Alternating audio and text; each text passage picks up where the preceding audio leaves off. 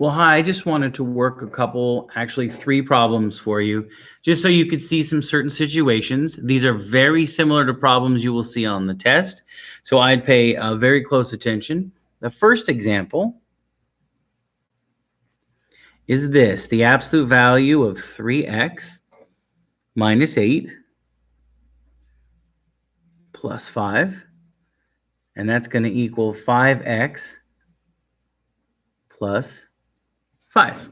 Now, I wanted to work this one for two reasons. First of all, it has an x on both sides of the equal sign, which is helpful. And then secondly, there is a coefficient of x inside the absolute value bars. So I thought maybe if you saw an example of this, that would help you. So our steps are, remember, step 1, get the absolute value part by itself. Step 2, write the two equations. Step 3, solve the two equations. And step 3, check your work. So I'm going to work on step 1. This is the part I need to get by itself. I'm looking at just the left side here because that's the only side with an absolute value. And outside of the bars, I'm adding 5. So I need to get rid of that 5, which I can do by subtracting 5 from both sides. On the right side, 5 minus 5 is 0. 5x plus 0 is 5x. On the left side, 5 minus 5 is 0. The absolute value of 3x minus 8 plus 0 is the absolute value of 3x minus 8. So I have the absolute value part by itself.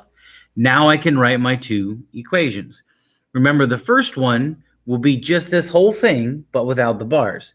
So one of my equations will be 3x minus 8 equals 5x. And the other one will look a whole lot like that, but we need to change the signs of one of these sides. So I rewrote this one, but I need to change the sign. So I can either change 3x to negative 8, or I can change 5x. Now, honestly, I'm a little lazy, so I'm going to just change 5x because that's one change instead of 2. You know, it is what it is. Then we need to solve this. And the truth is, there's a lot of different ways to do this. We math teachers prefer that everybody solve it in the fastest way possible, meaning using the fewest steps. But honestly, I want to encourage you to solve this in whatever way makes sense to you. Just make sure that whatever you're doing, you follow the rules of arithmetic and algebra closely and correctly. So for me, on this side, what I see is that I have one term on the right and two terms on the left. The term on the right has an x. And ultimately, what I want is one term on either side, so then I can divide and get x by itself. So what I'm going to do is cancel this term on the left with an x, because it's a like term to this one on the right that also has an x. The opposite of positive 3x is negative 3x. So I'm going to subtract 3x from both sides. On the right, 5x minus 3x is 2x. On the left, 3x minus 3x is 0. And 0 minus 8 is negative 8. Be careful. A lot of people want to say that 0 minus 8 is positive 8. That is not true. This is like saying you have $0. You borrow 8 because you have to buy lunch. And so you spend all 8 buying lunch. And that means you now owe this person $8. So I have negative 8 equals 2 times x, which I will then finish solving by dividing both sides by 2. 2 divided by 2 is 1. 1 times x is x. That's the right side. On the left side, negative 8 divided by 2 is negative 4. So I get negative 4 equals x. Let's try solving the other one. I'm going to use some real similar moves for the same reasons. I'm going to subtract 3x from both sides. Negative 5x minus 3x is negative 8x. I do have some people that want to say that negative 5x minus 3x is negative 2x. That is incorrect. Remember, subtraction means you're moving in the negative direction. So if you're at negative 5 and you're moving 3 more in the negative direction, that's 3 more to the left, you'll end up at negative 8. Please be careful. It's easy to develop the idea, especially when you're first taught subtraction, that subtraction moves your your answer or your number towards 0. And that is because when you first learn subtraction, the only numbers you have are the positive numbers. So it so happens that the direction, the negative direction, also happens to be the direction of 0. So be careful about that. This is really 5 negatives and 3 negatives. That's 8 negatives total. So be careful about that. On the left side, 3x minus 3x is 0, and 0 minus 8 is negative 8. Then we'll divide both sides by negative 8. Over here, negative 8 divided by negative 8 is 1. 1 times x is x. Over here, negative 8 divided by negative 8 is 1. So we get x equals 1. And remember, the cornerstone of all this is checking your work. So we're going to go back to the original equation here. I've got the absolute value of 3 times x. Only instead of x, I'm going to use negative 4. Now, if I don't put something in to show that this is 3 times negative 4, it's going to look like 3 minus 4. So I'm just going to put some parentheses in to preserve that multiplication. And then we've got minus 8 plus 5. And then on the other side, that's going to equal 5 times negative 4. Again, put in the parentheses to preserve the multiplication, plus 5. And remember that we use PEMDAS and we simplify both sides separately. So over here, I'm going to start inside the bars with 3 times negative 4, which is negative 12. So inside the bars, I now have negative 12 minus 8. And don't forget that we're adding 5 on the outside. Next, then, I will do negative 12 minus 8, which is negative 20. So I'll be taking the absolute value of negative 20 and adding 5. The absolute value of negative 20 happens to be positive 20. So I got 20 plus 5, which is 25. So on the left, I got 25 when I simplified out. On the right, let's see what we get. 5 times negative 4 is negative 20. So I now have negative 20 plus 5. And when I add negative 20 and 5, I get negative 15. And at this point, there's nothing else to do, so I will simply copy the negative 15 down so that I make all of my equations complete sentences here. And I end up with this statement, 25 equals negative 15. Well, that is a false statement, which means negative 4 is not a solution. Let's try 1 and see what happens. So we got the absolute value of 3 times 1 minus 8 plus 5 equals 5 times 1 plus 5. Again, I'll start inside the bars. 3 times 1 is 3. So inside the bars, I now have 3 minus 8, and then we'll add 5. 3 minus 8 is negative 5. So I'm taking the absolute value of negative 5 and adding it to 5. The absolute value of negative 5 is positive 5. So I get 5 plus 5, which is 10. Let's see what happens on the right side. 5 times 1 is 5. So I now have 5 plus 5, which is 10. And I'll copy that all the way down. My final statement is 10 equals 10, which is true, which means 1 is a solution. The next example that I want to show you has an interesting feature in it. And that interesting feature is really why I want to show it to you. Hold on, let me get my notebook fixed here. So the next one I want to show you looks like this. The absolute value of 1/2 times 4x plus 6 plus 6 equals the absolute value of x plus 6 plus 6. And I know that some of you are looking at this right now and you're going, Kingsbury, are you serious? I'm very serious. Yeah, we're going to solve this. Now, I've got to be honest. If they didn't both have a plus 6 on there, I think we would have to probably graph it to solve it, or there would maybe some fun new math that I haven't learned yet to solve it. But because of the 6, we can get step 1 done. Remember, step 1 says get the absolute value pieces by themselves. And since they're both since 6 is being added to both of them, I can subtract 6 from both sides. And that will get me both sides by themselves. Over here, 6 minus 6 is 0. And when I add 0 to the absolute value of 1/2 times 4x plus 6, I get the absolute value of 1/2 times 4x plus 6. And over here, same deal. 6 minus 6 is 0. And when I add that to the absolute value of x plus 6, I get the absolute value of x plus 6. So now that I have the absolute value pieces by themselves, I can rewrite my two new equations. So I'm just going to drop the bars on these. All right, so this will become 1/2 times 4x plus 6 equals x plus 6. That's the first one. Literally just dropping the bars and rewriting that stuff.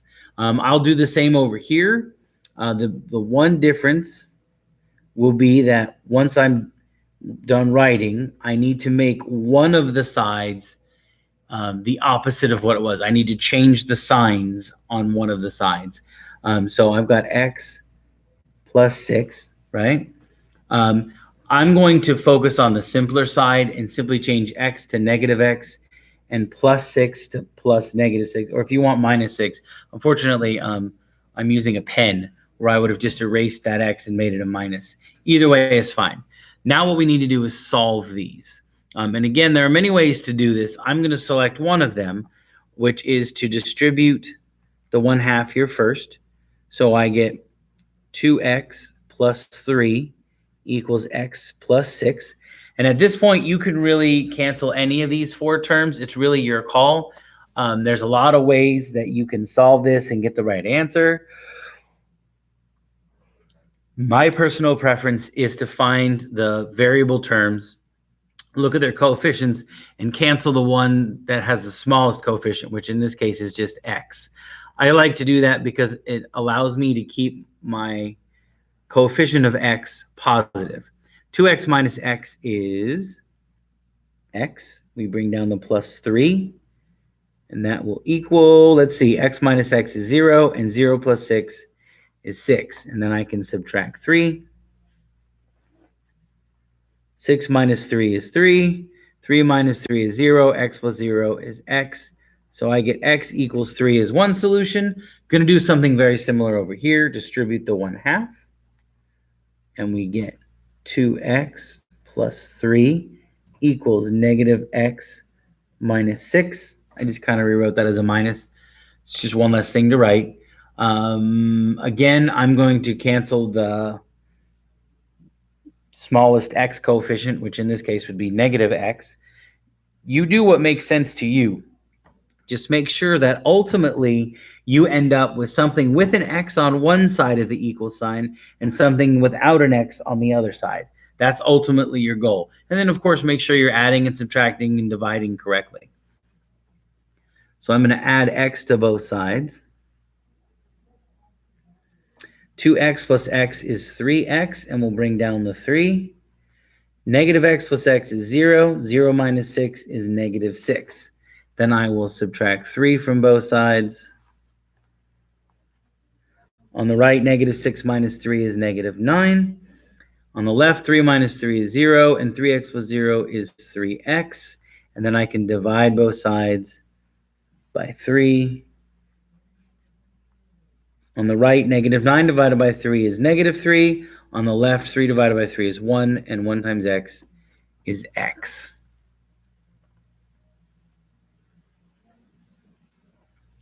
Okay. And then we got to check them, right? So we've got the absolute value of 1/2 times 4 times 3 plus 6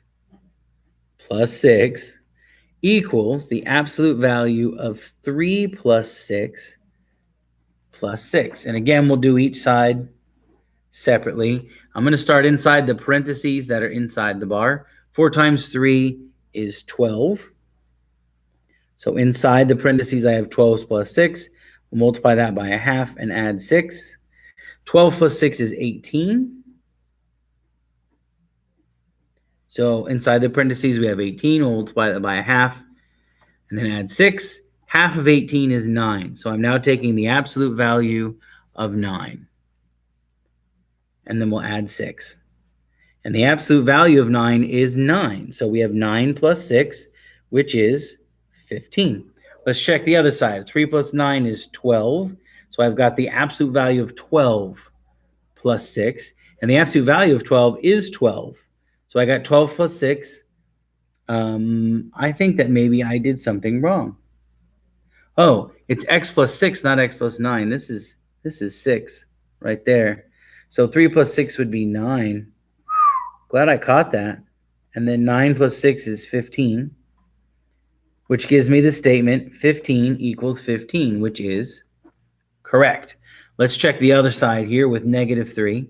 So we have the absolute value of 1/2 times 4 times negative 3 plus 6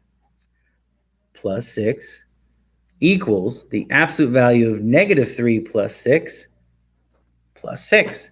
So I'm going to work the left side first, and we'll go from there. 4, we'll start inside the bars, then start inside the parentheses. 4 times negative 3 is negative 12. So inside the parentheses, I've got negative 12 plus 6. We'll multiply that by 1/2, and we'll add 6. Negative 12 plus 6 is negative 6. So inside the parentheses, I've got negative 6. And 1/2 of negative 6 is negative 3. So I've got the absolute value of negative 3 plus 6. The absolute value of negative 3 is positive 3. So this becomes 3 plus 6, which is 9. So after I've simplified on the right side here, I've got 9. I'm on the left side of this one, I'm sorry, is 9, not the right side, the left side. I was getting ahead of myself because now we're going to do the right side. Negative 3 plus 6, we do inside the bars first, is 3. So I've got the absolute value of 3 plus 6. The absolute value of 3 is 3. So we get 3 plus 6, which is 9. And that gives us the statement 9 equals 9, which is true. So both of those work. Whew. And I bet you guys didn't think it could get any more difficult. Actually, that's probably the most difficult example that I will give you because it's got all the absolute value stuff. The next one that I give you, the last one, by the way, this was example 2. I should have put example 2. The last one here, that should be an E. The last example here I'm doing because it has a fraction both inside and outside. We've got 2/3 times the absolute value of 1/2 times 4x plus 6, and that's plus 4, equals 10. I bet you guys thought I was going to put all kinds of stuff over here. I thought about it, but then I didn't. So our first step is to get the absolute value piece by itself. Now, I realize that many of you look at this and you see both the 2/3 and 1/2, and you start to have like heart palpitations a little bit. I get that. Fractions can be scary. Hopefully, as we work through them this year, you'll work with them enough that you'll gain a begrudging respect for them and become more comfortable with them. As far as this problem is concerned, we need to get this piece by itself, which means we need to cancel the plus 4 and the times 2/3. So I'm going to start with the plus 4. We cancel that by subtracting 4. 10 minus 4 is 6. 4 minus 4 is 0. So when I add 2/3 times the absolute value of 1/2 times 4x plus 6 plus 0, I get 2/3 times the absolute value of 1/2 times 4x plus 6 equals, and I apologize that that's written a little off. I'm sorry. I'm trying to keep it squunched in a little bit, but my handwriting is a little messy and it's just not working. So my apologies for this. I would have made this bigger, but I don't want to mess it up any further. Then we need to get rid of this 2/3. Now there's a couple ways to do that. Remember, this is 2/3 times all of this. So we need to undo times. And usually I will say to undo multiplication, we use division. And I would have you draw a line, the division line, and divide by this, and life would be good. You can still do that. That's not a problem. My concern, and the reason I'm not going to tell you to do that, is because when you type that in the calculator, a lot of times people will type this instead of this. The first one takes 6 and divides it by 2, then takes that result and divides it by 3, and it gives you 1.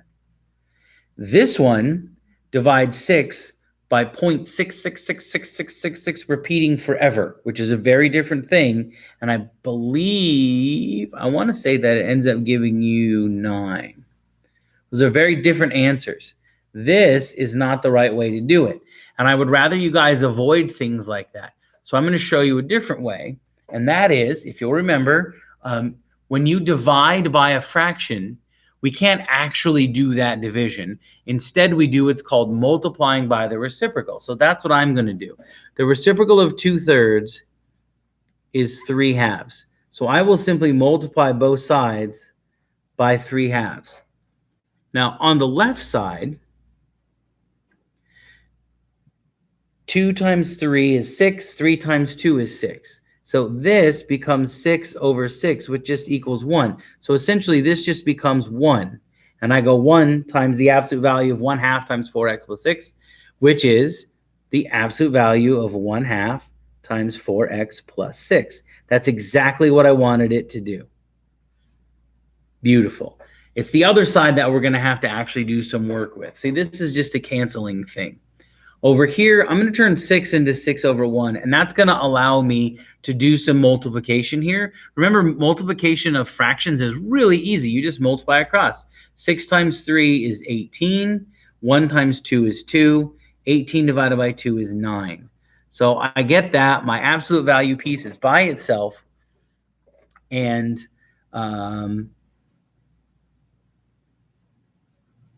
yeah, I can break it into two equations, and they will look like this. 1/2 times 4x plus 6 equals 9, and 1/2 times 4x plus 6 equals -9. And then I'll go ahead and solve this. My first step is going to be to distribute the half. You could divide both sides by a half if you wanted, or multiply both sides by 2. That's up to you. I'm just going to distribute it. Since both of these are even, I can do that, and I know I get 2x plus 3 equals 9. And then I will subtract 3 from both sides. 9 minus 3 is 6. 3 minus 3 is 0, and 2x plus 0 is 2x. So I get 2x equals 6. I can divide both sides by 2. 6 divided by 2 is 3. That's the easy one. 2 divided by 2 is 1. 1 times x is x. That was even easier. We'll do the same thing over here. Distribute the 1/2. So we get 2x plus 3 equals -9. Same deal, going to subtract 3 from both sides. So I get -9 minus 3 is -12. And then on the left side, 3 minus 3 is 0. 2x plus 0 is 2x. So I get 2x equals -12. And then I'll divide both sides by 2. On the right side, -12 divided by 2 is -6. On the left side, 2 divided by 2 is 1, and 1 times x is x. So I get that. Now all I have to do is check them, which is not going to be as hard as you think. So we got 2/3 times the absolute value of 1/2 times 4 times 3 plus 6 plus 4, and that will equal 10. And before I check this, just real quick, I wanted to point out something. At no point did I ever multiply the stuff inside the bars by this 2/3.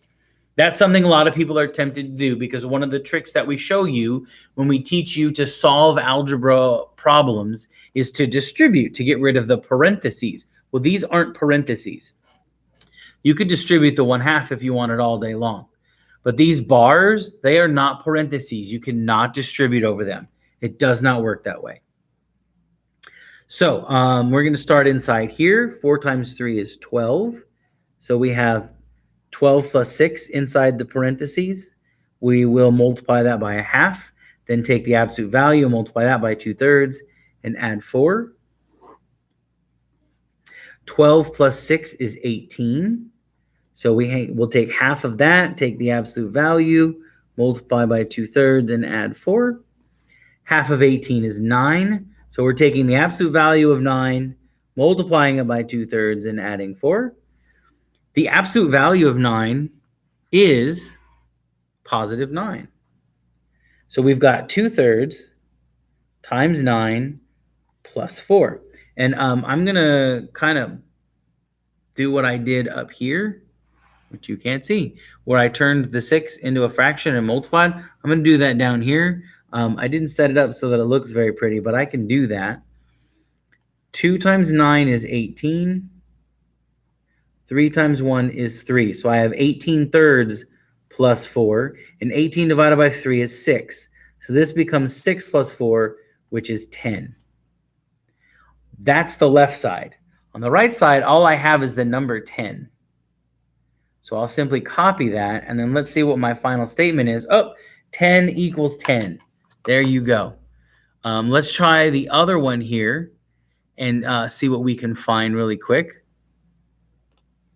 So we need to check that, right? So we've got 2/3 times the absolute value of 1/2 times 4 times -6 plus 6 plus 4 equals 10. And let's see. So I will once again start on the inside and work my way out. So 4 times -6 is -24. So inside the parentheses, I have -24 plus 6. We'll multiply that by 1/2. Take the absolute value, multiply by 2/3, and see what we get. And let's see. So then the next thing we will do is take -24 and add 6 to it. That should be awesome. So we get -18.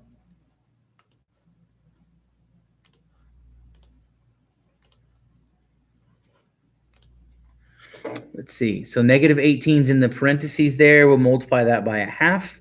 Take the absolute value and multiply that by 2/3. Then add 4, because why not? Let's see. Half of -18 is -9. So we've got the absolute value of -9 times 2/3 plus 4. And the absolute value of -9 is +9. And I'm guessing that you feel like you've seen this somewhere before, maybe right over here. It's entirely possible. Yeah, we're now at the same point here. So I'm repeating what I've done before, but that's okay. I'm going to turn this into a fraction. 2 times 9 is 18. 3 times 1 is 3. So I got 18/3 plus 4.